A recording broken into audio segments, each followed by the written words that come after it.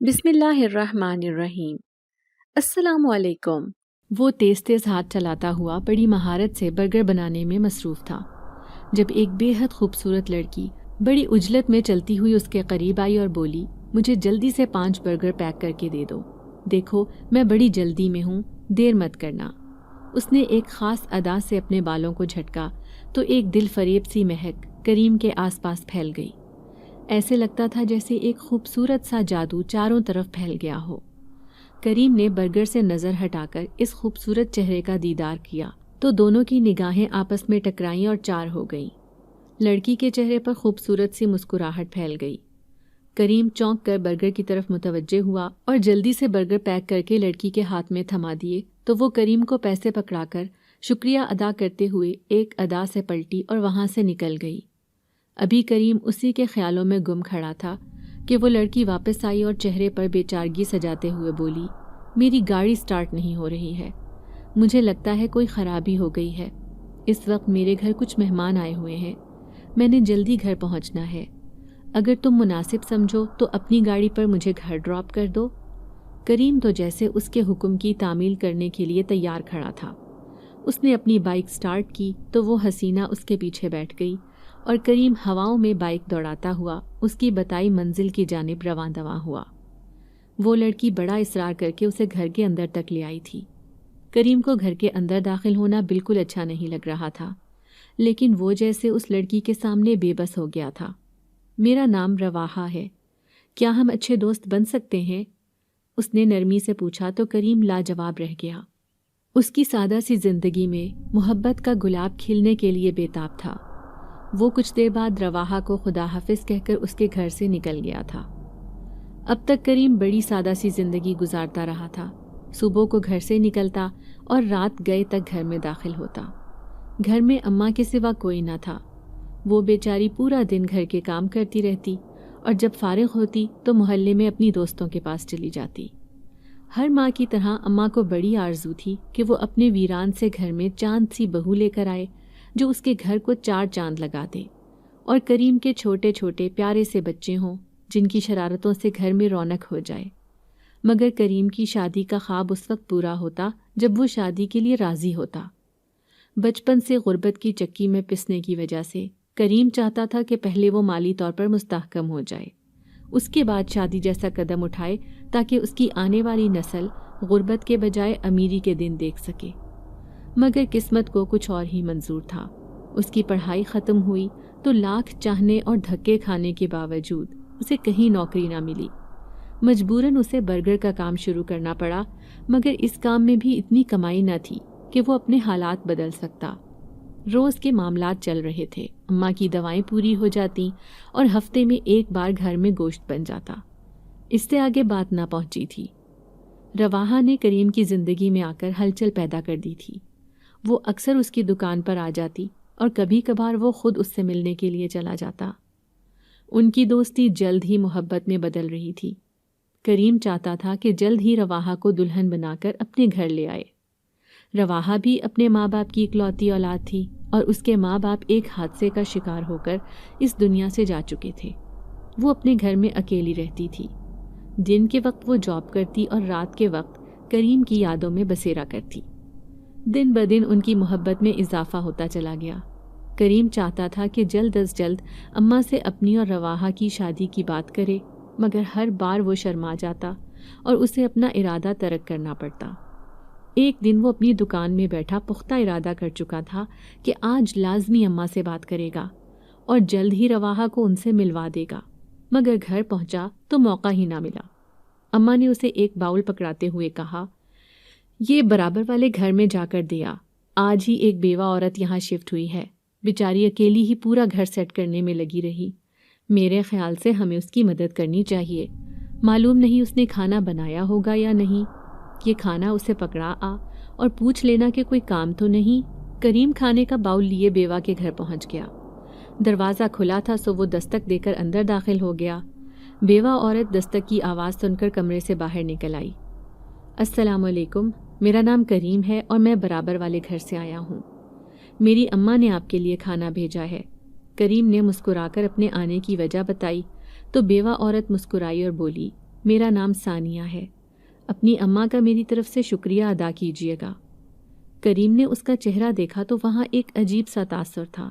اس کا چہرہ اتنا پرکشش اور پر نور سا تھا کہ اس پر نگاہ جمائے رکھنا بڑا مشکل تھا۔ کریم کی نگاہیں خود بخود جھک گئیں۔ میرے لائق کوئی کام ہے تو حکم کیجیے۔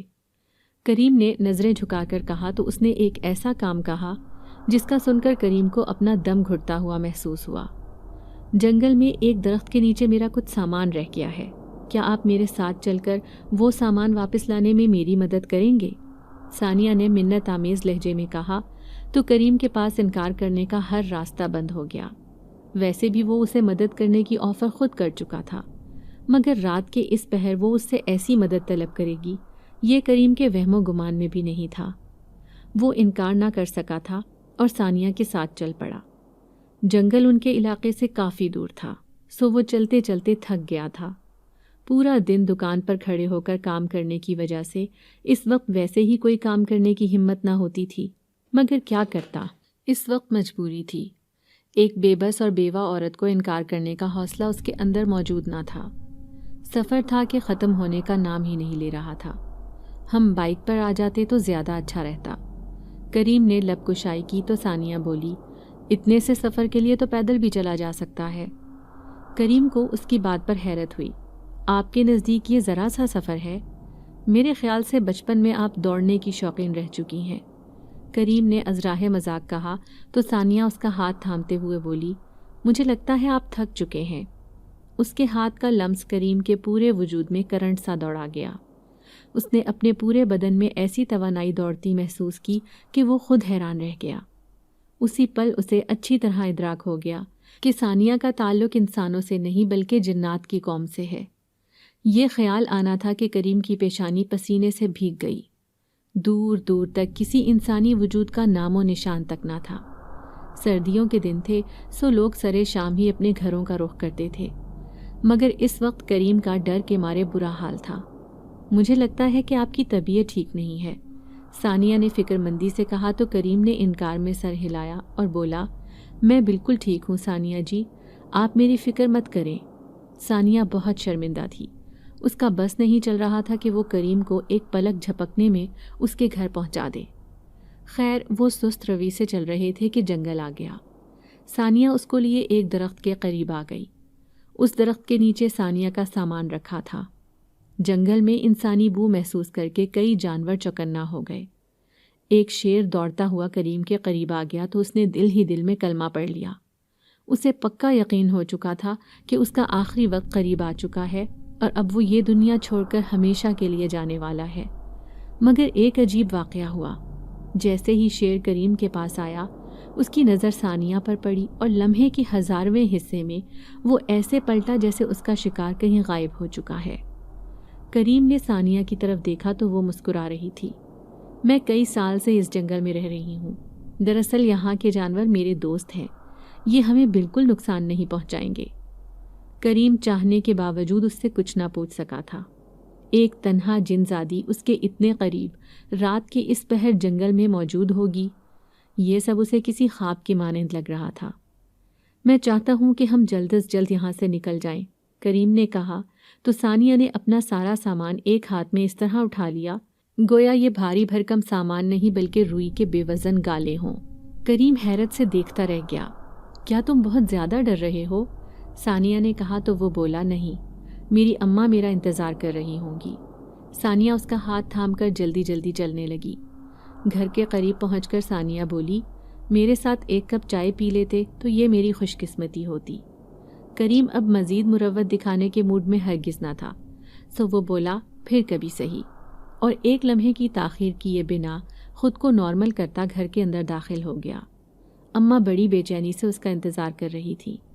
اتنی دیر کیوں لگ گئی؟ میں نے شاید غلطی کر دی، ایک تنہا عورت کے گھر اپنے جوان بیٹے کو بھیج دیا۔ ارے مجھے معلوم ہوتا تو میں خود ہی اسے کھانا پکڑا دیتی۔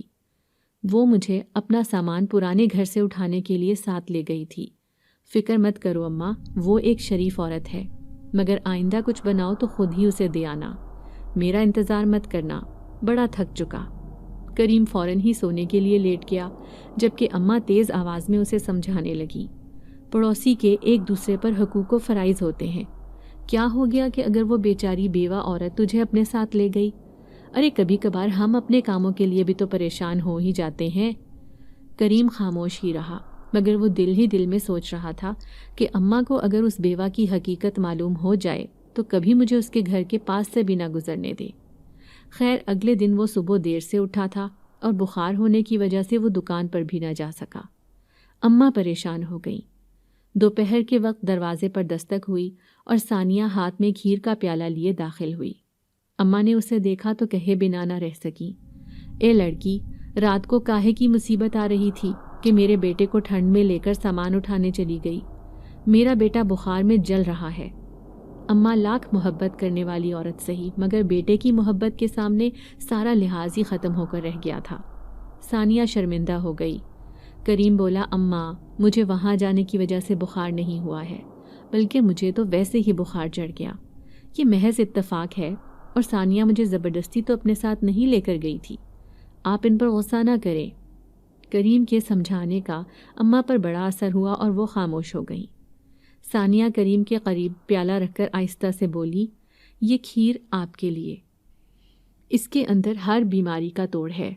اس کے جانے کے بعد کریم نے کھیر کا پیالہ اٹھایا اور ساری کھیر کھا گیا. کھیر کھانے کے بعد اسے بہت سکون محسوس ہوا تھا. اسے گہری نیند آ گئی اور وہ جب سو کر بیدار ہوا تو اس کا بخار غائب ہو چکا تھا. وہ اٹھ کر منہ دھونے کے بعد دکان پر جانے کے لیے تیار کھڑا تھا اور اماں کے لاکھ منع کرنے کے باوجود گھر سے نکل گیا. کافی دن ہو گئے تھے اس کی رواحہ سے ملاقات نہیں ہوئی تھی. وہ جلد از جلد اس سے ملنا چاہتا تھا. شام کو جلدی دکان بند کرنے کے بعد وہ اس کے گھر چلا گیا. وہ کھلے دروازے سے اندر داخل ہوا تو یہ دیکھ کر حیران رہ گیا کہ رواحہ بستر پر بے سدھ پڑی ہوئی تھی. وہ اس کے قریب گیا اور جیسے ہی اس کا ماتھا چھوا تو ایک دم بے قرار ہو گیا کیونکہ وہ تیز بخار میں جل رہی تھی. تمہیں تو بہت تیز بخار ہے، میرے خیال سے ہمیں ڈاکٹر کے پاس چلنا چاہیے. اس نے اسے سہارا دے کر اٹھایا اور اسے ڈاکٹر کے پاس چلنے کے لیے کہا تو اس نے جانے سے انکار کر دیا اور کہنے لگی، میری طبیعت ٹھیک ہے، تم میری فکر مت کرو، مجھے تمہاری مدد کی ضرورت ہے. اگر تم چاہو تو میری مدد کر سکتے ہو. کریم جلدی سے بولا، تم حکم کرو، میں تمہاری مدد کس طرح کر سکتا ہوں؟ رواحہ نے جو مدد طلب کی تو کریم کے قدموں تلے سے زمین سرک گئی، کیونکہ ایسا کام کرنے کے بارے میں اس نے کبھی نہیں سوچا تھا اور نہ ہی ایسا کام کرنے کا ارادہ رکھتا تھا. رواحہ اسے مدد کے نام پر ایک امتحان میں ڈال دے گی یہ اس نے نہیں سوچا تھا. وہ سر پکڑ کر بیٹھ گیا. دوسری طرف ثانیہ نے جب سے کریم کو دیکھا تھا اس کے دل میں پسندیدگی بھرے جذبات پیدا ہو گئے. ویسے بھی اب اسے کسی سہارے کی تلاش تھی جس کے ساتھ وہ اپنی زندگی گزار سکتی. شوہر کے ساتھ اس کی زندگی بے سکون ہی گزری تھی، لیکن اس نے کبھی قسمت سے شکوہ نہ کیا کیونکہ وہ ہر حال میں خوش رہنا اچھی طرح جانتی تھی.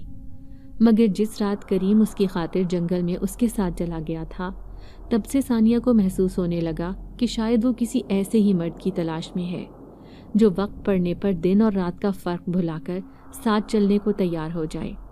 منزل چاہے جو بھی ہو، راستہ چاہے کتنا ہی کٹھن کیوں نہ ہو، لیکن اگر ساتھ نبھانے والا ہمسفر بہادر ہو تو منزل آسان ہو جاتی ہے. کریم کے اندر وہ تمام خصوصیات موجود تھیں جو کسی بھی اچھے انسان میں ہونی چاہیے. ثانیہ کریم کی اماں کی ناراضگی محسوس کرنے کے باوجود نت نئے پکوان بنا کر ان کے پاس لے جاتی. وہ منع کرتی رہ جاتی لیکن ثانیہ ان کی ایک نہ سنتی. دونوں کی جلد ہی گہری دوستی ہو گئی. اماں ثانیہ کی بیوگی پر بہت افسوس کرتی اور کہتی، اس عمر میں تو لڑکیوں کی شادیاں بھی نہیں ہوتی اور ایک تم ہو کہ بیوگی کی سفید چادر اوڑھے زندگی گزار رہی ہو. یہ سچ ہے کہ زندگی اور موت خدا کے ہاتھ میں ہے، لیکن انسان کو اختیار دیا گیا ہے کہ وہ جیسے چاہے زندگی گزارے. تمہیں بھی جلد شادی کر لینی چاہیے بیٹا. ویسے بھی ایک اکیلی عورت معاشرے میں ہزار بری نظروں کا محور اور مرکز بن جاتی ہے. ثانیہ ان کی باتیں سن کر سر جھکا لیتی اور اماں سے کہتی، آپ کی باتیں بالکل درست ہیں. جس روز مجھے ایک اچھا اور خیال رکھنے والا شخص ملا میں اس کا ہاتھ تھام لوں گی. اس نے نگاہیں جھکا لی کہیں اماں اس کی آنکھوں میں کریم کی محبت نہ دیکھ لیں. وہ جلد ہی اٹھ کر اپنے گھر چلی گئی. رواحہ سر جھکائے کریم کے آگے بے بس سی بیٹھی تھی. میں ہر صورت یہ شرط جیتنا چاہتی ہوں، اگر تم میرا ساتھ نہیں دے سکتے تو مجھے صاف صاف بتا دو، اور میں تمہیں ابھی ہی اس بات سے آگاہ کرنا چاہتی ہوں کہ اگر تم نے میرا اس شرط میں ساتھ نہ دیا تو مجھے اور میری محبت کو ہمیشہ کے لیے بھول جانا۔ رواحہ نے اپنی دوستوں سے شرط لگائی تھی کہ وہ لال حویلی سے ہیرے کی گھڑی چرا کر لائے گی۔ یہ شرط جیتنے کے بعد اسے 5 لاکھ روپے انعام کے طور پر ملنے والے تھے۔ وہ چاہتی تھی کہ یہ شرط جیتنے کے بعد وہ کریم سے شادی کر کے ایک اچھی زندگی گزارے۔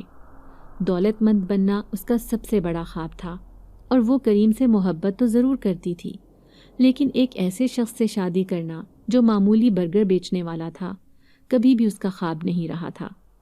اپنی محبت کے ہاتھوں مجبور ہو کر وہ کریم سے شادی تو کر لیتی، لیکن اس کا امیر بننے کا خواب ادھورا ہی رہ جاتا۔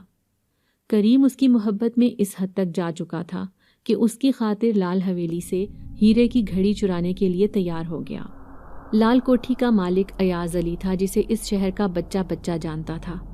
اس کی شہرت کی وجہ اس کا بے انتہا دولت مند ہونا تھا۔ اس نے اپنی کوٹھی میں پہرے بٹھائے ہوئے تھے۔ کئی چوکیدار 24 گھنٹے اس کی کوٹھی کا پہرا دیا کرتے تھے۔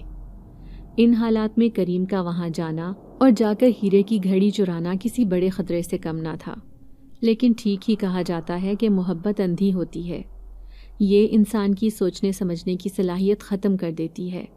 کریم کے ساتھ بھی بالکل ایسا ہی ہوا۔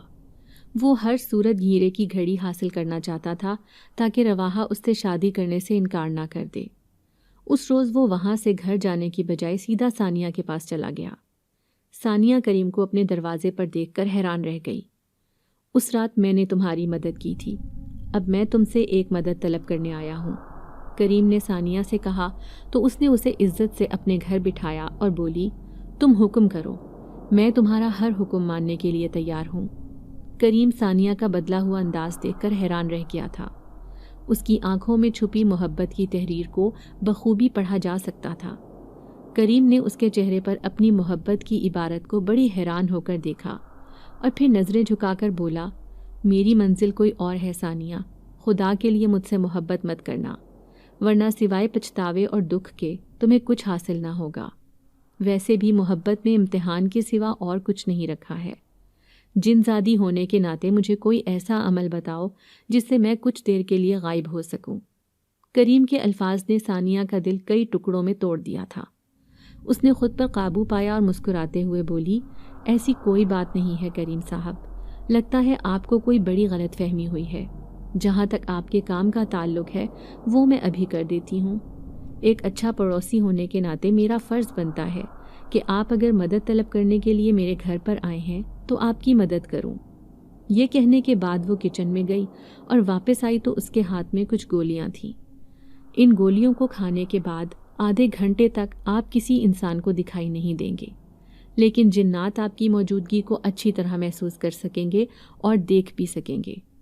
ایک جن زادی ہونے کے ناطے میں اچھی طرح جان چکی ہوں کہ آپ کس مقصد کے لیے اس دوا کو استعمال کرنا چاہتے ہیں۔ یہ دوا دینے کے باوجود میں آپ کو یہی کہتی ہوں کہ کسی بھی غلط کام میں ملوث ہونے کے بجائے اپنے کام پر دھیان دیں اور اس کا غلط استعمال نہ کریں۔ کریم نے جلدی سے گولیاں ثانیہ کے ہاتھ سے لیں اور بولا، آپ کا بہت شکریہ کہ آپ نے میری مدد کی، میں آپ کا یہ احسان زندگی بھر نہیں بھول سکتا، آپ سے پھر ملاقات ہوگی۔ یہ کہہ کر وہ وہاں سے چلا گیا۔ اب وہ جلد از جلد کوٹھی پر پہنچ کر ہیرے کی گھڑی حاصل کرنا چاہتا تھا۔ ایاز علی اپنے بزنس کے سلسلے میں کسی دوسرے شہر گیا ہوا تھا، مگر اس کی کوٹھی پر بے شمار ملازموں کا پہرا تھا۔ مگر کریم ثانیہ کی دی ہوئی دوا کھا چکا تھا، اس لیے اب اسے کسی چیز کا ڈر نہیں تھا۔ وہ کسی بھی ملازم کو دکھائی دیے بغیر کوٹھی کے اندر داخل ہو گیا اور اس نے باری باری ہر کمرے کے اندر جا کر تجوریوں کی تلاشی لی، مگر اسے کہیں بھی گھڑی دکھائی نہ دی۔ گھڑی کی تلاش میں وہ اتنا مگن ہوا کہ اسے محسوس ہی نہ ہوا کہ آدھا گھنٹہ کب گزر گیا۔ قسمت خراب تھی کہ اسی وقت ایاز علی اپنی کوٹھی میں داخل ہوا اور جب اپنے کمرے میں قدم رکھا تو وہاں کی حالت دیکھ کر فوراً اندازہ لگا لیا کہ ضرور یہاں کسی چور نے قدم رکھا ہے۔ وہ چیخ کر بولا، میری غیر موجودگی میں کون چور میرے کمرے میں آیا تھا؟ اس کی آواز سن کر سارے نوکر دوڑتے ہوئے آئے اور جمع ہو گئے۔ جلدی جلدی پوری کوٹھی کی تلاشی لینے لگے۔ جلد ہی انہوں نے کریم کو پکڑ لیا، جو اب ایک کمرے کی تجوری کو توڑ کر اس کے اندر گھڑی تلاش کر رہا تھا۔ وہ اس خوش فہمی میں مبتلا تھا کہ وہ کسی کو دکھائی نہیں دے رہا، مگر جب ایاز علی کے نوکر نے اسے رنگے ہاتھوں پکڑا تو وہ ہکا بکا رہ گیا۔ لیکن جب اس کی نظر گھڑی پر گئی تو یہ دیکھ کر اس کے قدموں تلے سے زمین سرک گئی کہ آدھا گھنٹہ کب سے گزر چکا تھا۔ آئے ہائے، میں محبت میں اتنا اندھا ہو گیا کہ گھڑی پر ایک نظر بھی نہ ڈال سکا۔ کریم زارو قطار رونے لگا، مگر ایاز علی کے نوکر اس کے رونے کو نظر انداز کر کے اسے پکڑ کر ایاز علی کے سامنے لے گئے۔ نواب صاحب، یہ ہے چور جو کمرے کی تجوری توڑ کر نہ جانے کیا تلاش کر رہا تھا۔ ایاز علی نے کریم کا چہرہ دیکھا اور غصے سے بولا، شکل سے تو تم کسی شریف خاندان کے لگتے ہو، مگر تمہاری حرکت اتنی گھٹیا ہے کہ تمہیں اس کی سزا ضرور ملنی چاہیے۔ مگر پہلے تم مجھے یہ بتاؤ کہ تمہیں یہاں کس نے اور کیوں بھیجا ہے؟ کریم روتے ہوئے بولا، صاحب جی، میں چور نہیں ہوں، میں تو بس ایک شرط پوری کرنے کے لیے یہاں چلا آیا۔ خدا کے لیے مجھے معاف کر دیں، میں آئندہ ایسا سوچوں گا بھی نہیں۔ میرا مقصد شرط جیتنا تھا، نہ کہ چوری کرنا۔ اس کی بات سن کر ایاز علی کو مزید غصہ آ گیا اور وہ بولا، یعنی ایک وہ کام جو تم ابھی کرتے ہوئے رنگے ہاتھوں پکڑے گئے ہو، اسی کام سے انکار کر رہے ہو؟ واہ، تمہارے کیا ہی کہنے۔ کریم روتا ہوا التجائیں کرنے لگا، مگر اس کی کسی التجا کا وہاں کھڑے کسی شخص پر کوئی اثر نہ ہوا۔ ایاز علی نے اپنے نوکروں کو ڈانٹ کر باہر بھیج دیا اور کریم کو جیل کے اندر بند کر دیا۔ کریم کو اپنے کیے کی سزا جیل میں بند ہونے کی صورت میں مل چکی تھی۔ جب وہ 2 دن تک گھر نہیں پہنچا تو اماں کا فکر کے مارے برا حال ہو گیا۔ ایسے وقت میں ثانیہ نے ان کا بہت ساتھ دیا۔ اس وقت بھی وہ ان کے گھر موجود تھی جب اماں نے کہا، ثانیہ، میرا تو دل بیٹھا جا رہا ہے۔ کریم کے علاوہ میرا اس دنیا میں کوئی نہیں ہے۔ میں تو کسی کو جانتی بھی نہیں جو میری مدد کر سکے۔ 3 بار کریم کی دکان کا چکر لگا آئی ہوں، مگر مجھے اس کا نام و نشان تک نہ ملا۔ آس پاس کے لوگوں نے بھی مکمل طور پر لا علمی کا اظہار کیا ہے۔ میری بچی، اب تو ہی میرے لیے اندھیرے میں روشنی کی ایک کرن ہے۔ کہیں سے مجھے میرا بیٹا لا کر دے دے، ورنہ ایسا نہ ہو کہ میں اس کے غم میں پاگل ہو جاؤں یا پھر اس دنیا سے ہی رخصت ہو جاؤں۔ ثانیہ نے اماں کو گلے لگایا اور بولی، فکر مت کرو اماں، کریم اگر آپ کا بیٹا ہے تو میرے دل کے تار بھی اس سے جڑے ہیں۔ میں گھر سے جا رہی ہوں اور اسے اپنے ساتھ لے کر ہی واپس آؤں گی۔ یہ میں آپ سے وعدہ کرتی ہوں، اگر وہ مجھے نہ ملا تو میں شاید کبھی اکیلی واپس نہ لوٹوں۔ میرا انتظار کرنا اماں، مجھے اپنے مشن میں کامیاب ہونے کے لیے کئی دن بھی لگ سکتے ہیں۔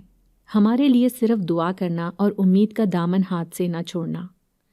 ثانیہ نے اماں کو گلے لگایا اور یہ کہنے کے بعد وہ وہاں سے نکل گئی۔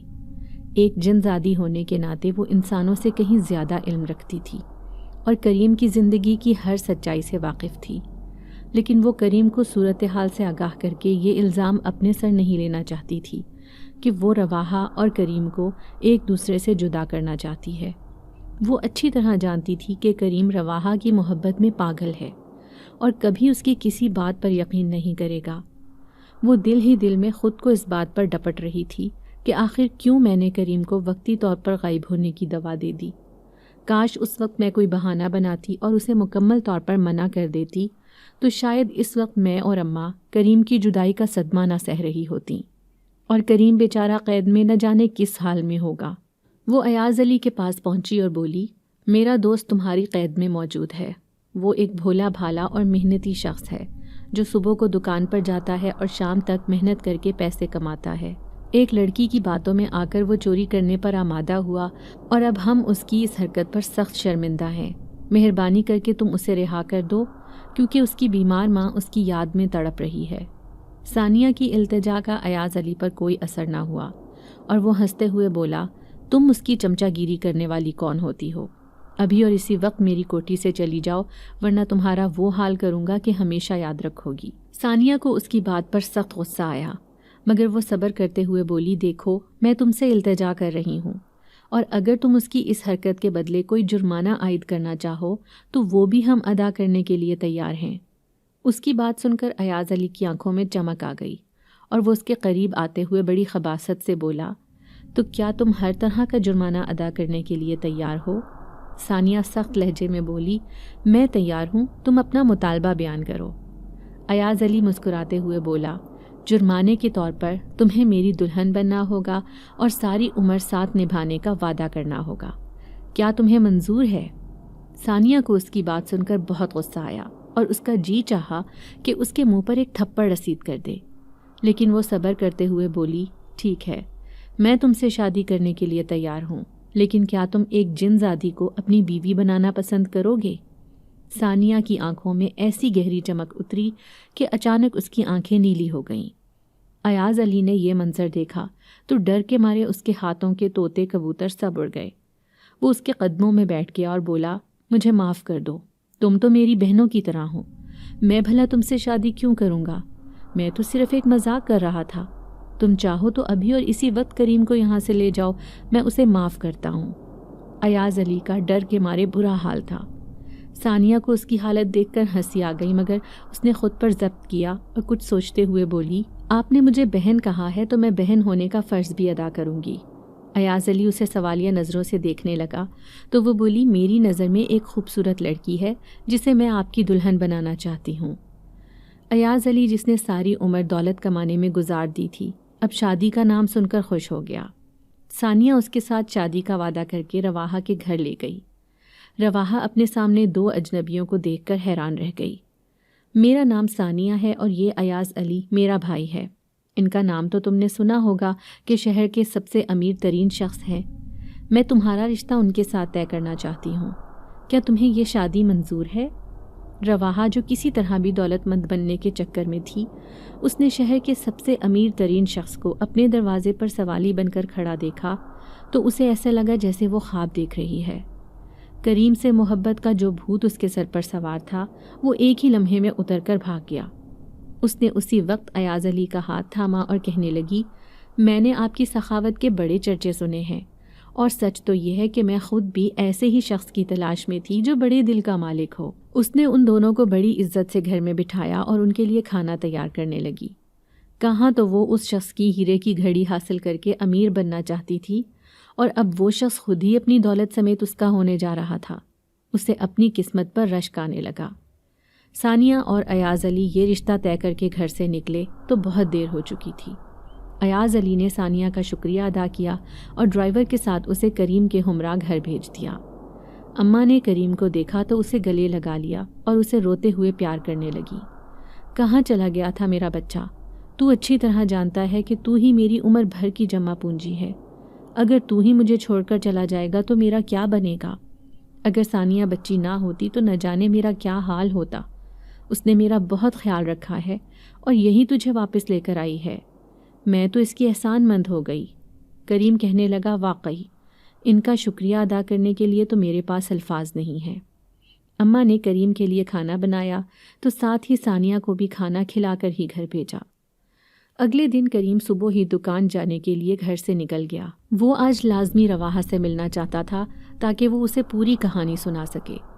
دوپہر کو 1 گھنٹے کے لیے دکان بند کر کے وہ رواحہ کے گھر پہنچا تو رواحہ نے دروازہ کھول کر اسے اجنبی نظروں سے دیکھا۔ میں تمہاری شرط کو جیتنے کے چکر میں اپنی عزت ہار آیا ہوں۔ جس شخص کے گھر میں تم نے مجھے چوری کرنے کے لیے بھیجا تھا، اس کے ملازموں نے مجھے رنگے ہاتھوں پکڑ لیا اور پھر مجھے 1 دن قید کر کے رکھا گیا۔ اگر ایک جن زادی میری دوست نہ ہوتی تو شاید میں کبھی اس قید سے رہا نہ ہوتا۔ میں نے اپنی طرف سے پوری کوشش کی ہے کہ تمہیں وہ گھڑی لا کر دے سکوں، لیکن ہیرے کی گھڑی حاصل کرنا میرے بس کی بات نہیں ہے۔ مگر میں تم سے وعدہ کرتا ہوں کہ شادی کے بعد اگر میں دولت مند ہو گیا تو میں تمہیں ضرور اپنی حق حلال کی کمائی سے ہیرے کی گھڑی لے کر دوں گا۔ بس آئندہ مجھے چوری کرنے پر مجبور مت کرنا، اور نہ ہی میں تمہاری ایسی کوئی بات ماننے کا ارادہ رکھتا ہوں۔ اس کی بات سن کر رواحہ زور زور سے مذاق اڑانے والے انداز میں ہنسنے لگی۔ بس کر دو، مجھے تمہاری باتیں سن کر ہنسی آ رہی ہے۔ تم نہ جانے کس دور میں رہتے ہو، دنیا چاند پر پہنچ گئی اور تم ایک ہیرے کی گھڑی تک ہی نہ پہنچ سکے۔ تم صرف بڑی بڑی باتیں ہی کر سکتے ہو، عملی طور پر تم 0 سے بھی نچلے درجے پر ہو۔ کریم کو اس کی بات سن کر غصہ آ گیا۔ جس کی خاطر وہ اتنی ذلت مول لے کر آیا تھا وہی اس کا مذاق اڑا رہی تھی۔ یہ بات اس کے لیے ناقابل برداشت تھی۔ تم مجھے بے عزت کر رہی ہو۔ اس کے کہنے پر رواحہ بولی، ہاں کر رہی ہوں، تم اسی لائق ہو۔ میں تم سے ہرگز شادی نہیں کرنا چاہتی، بلکہ میں کسی دوسرے شخص کو شادی کے لیے ہاں کر چکی ہوں۔ تم مجھے بھول جاؤ اور آئندہ اس گھر کا راستہ بھی مت دیکھنا۔ یہ کہہ کر اس نے دھاڑ سے دروازہ بند کر دیا۔ کریم حیرت اور دکھ کے ملے جلے تاثرات لیے باہر کھڑا رہ گیا۔ کچھ دیر بعد وہ شکست خوردہ قدم لیے وہاں سے چل دیا۔ اس کے ذہن میں ایک ہی بات گردش کر رہی تھی کہ اگر ہم کسی کی محبت میں اندھا دھند بھاگتے ہوئے اچھائی برائی کا فرق بھلا کر اس شخص کی تقلید کرتے ہیں تو شاید ہمارے حصے میں ذلت اور رسوائی کے سوا کچھ نہیں آتا۔ حالات چاہے جیسے بھی ہوں، ہمیں ہمیشہ مثبت راستوں کو اپنانا چاہیے اور برائی سے بچنا چاہیے۔ وہ گھر آ کر اپنے بستر پر لیٹ گیا۔ دکان پر جانے کی ہمت ہی نہ ہوئی۔ اماں نے اس سے گھر جلدی آنے کی وجہ پوچھی تو اس نے طبیعت خرابی کا بہانہ بنا دیا اور آنکھیں بند کر کے لیٹ گیا۔ اسے سوتا دیکھ کر اماں نے بھی اسے بعد میں پریشان نہ کیا تاکہ اس کی نیند پوری ہو جائے۔ وہ شام کو سو کر اٹھا تو اماں نے اس کے لیے چائے بنائی اور اسے کہنے لگیں، بیٹا میں تجھ سے ایک بات کرنا چاہتی ہوں۔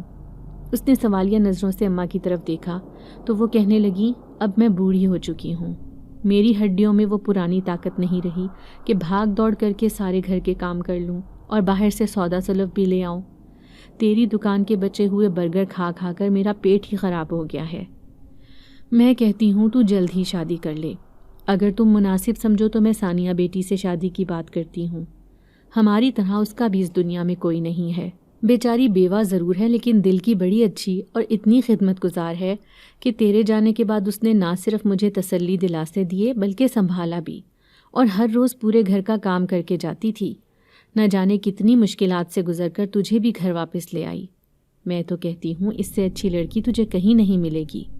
ویسے بھی بیوہ عورت کو سہارا دینا بڑا نیکی کا کام ہے۔ مان جا میرے بیٹے، کل کو میری آنکھیں بند ہو گئیں تو تیری شادی کے بارے میں کوئی نہیں سوچے گا۔ اماں نے تفصیل سے کہا تو وہ بولا، ٹھیک ہے اماں، جیسے تمہیں بہتر لگتا ہے تم کرو، لیکن اس قصے کو ایک ہفتے کے لیے نہ چھیڑو کیونکہ میری طبیعت ٹھیک نہیں ہے۔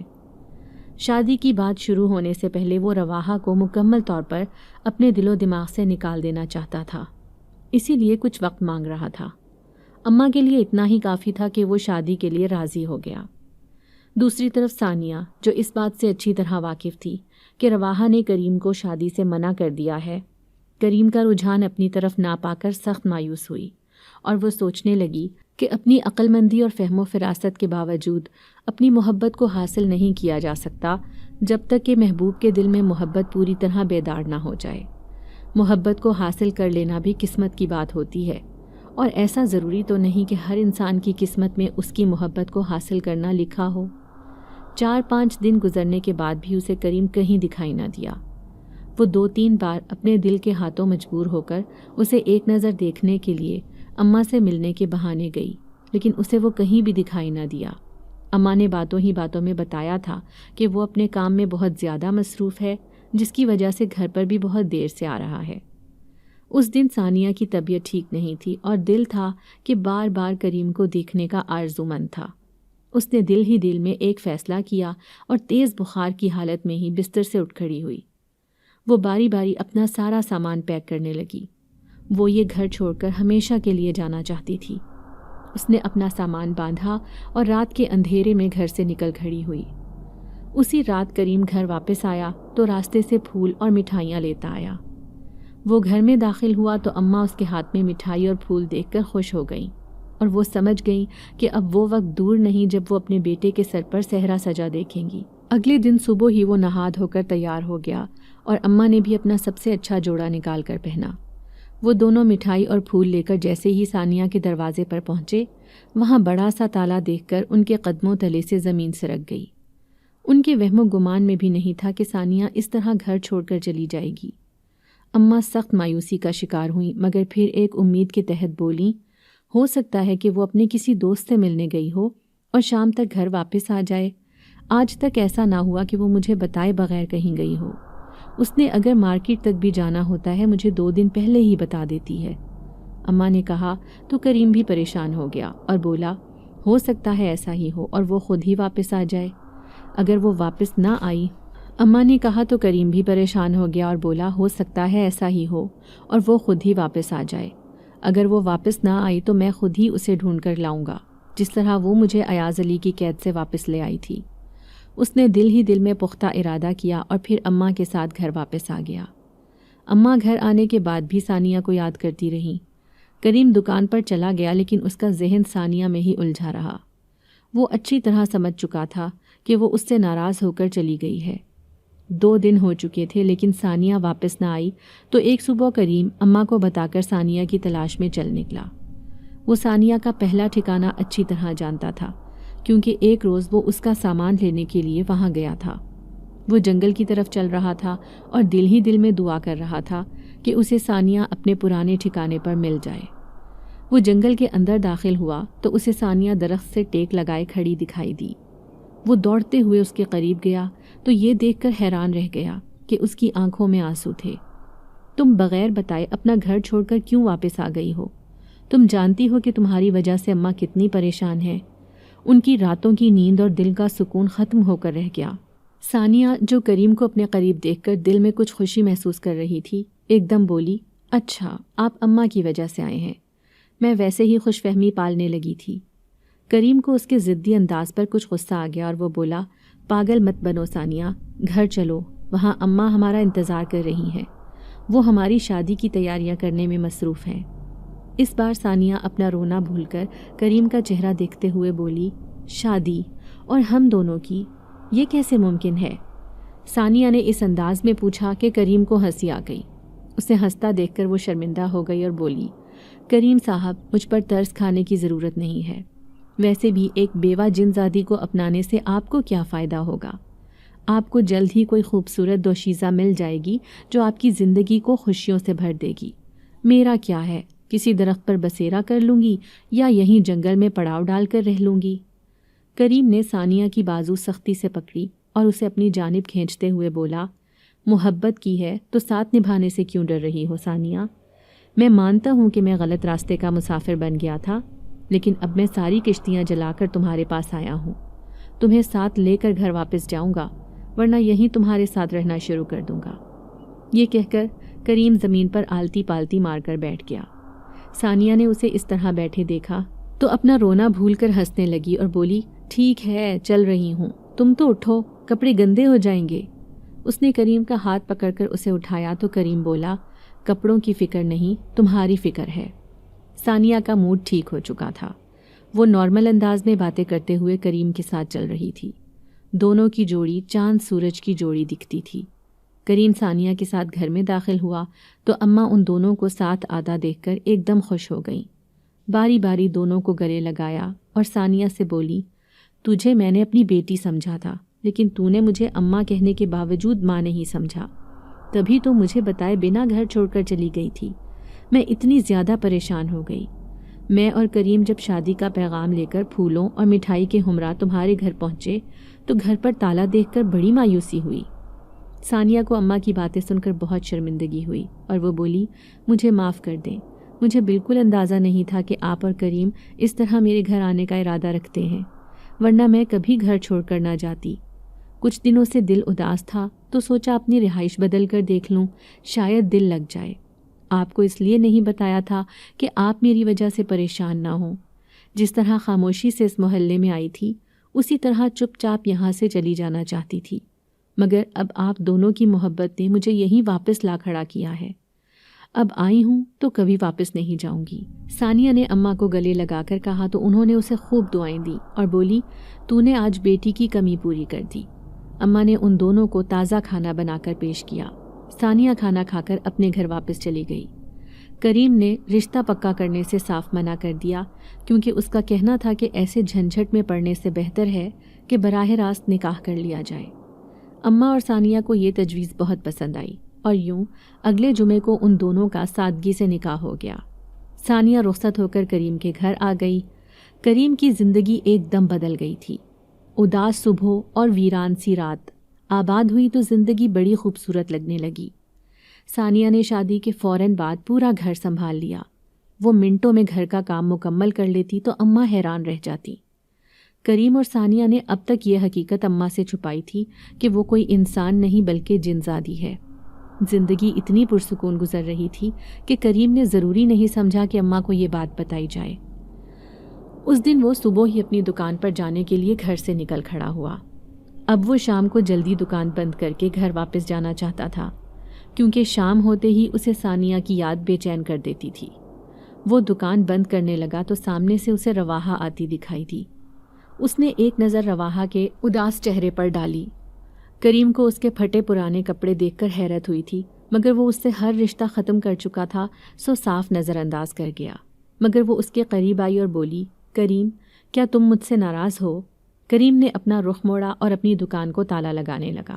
میں تمہاری محبت ہوں، تم مجھے اتنی جلدی کیسے بھول سکتے ہو؟ وہ رونے والے انداز میں بولی تو کریم بول پڑا، تم میری محبت ہو نہیں بلکہ کبھی ہوا کرتی تھی۔